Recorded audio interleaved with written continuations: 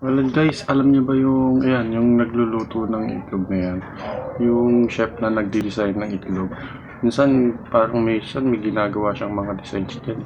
Tingnan mo. Ang galing niya mag-design sa mga ganyan. Nakapanood na rin kasi ako ng ganito eh. Ayan, tingnan mo. Medyo may mali lang siguro siya. Ayan.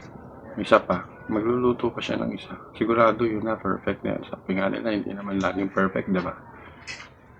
Kaya try on try lang para maging yung paggawa ng may design.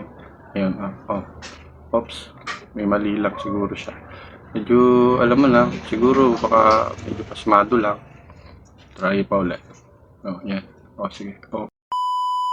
Grabe yung asong ito, guys. Biruin mo.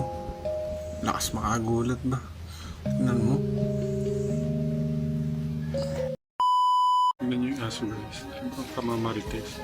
Nagmamadali pa. Tingnan mo. Nalaglag tuloy yung isa.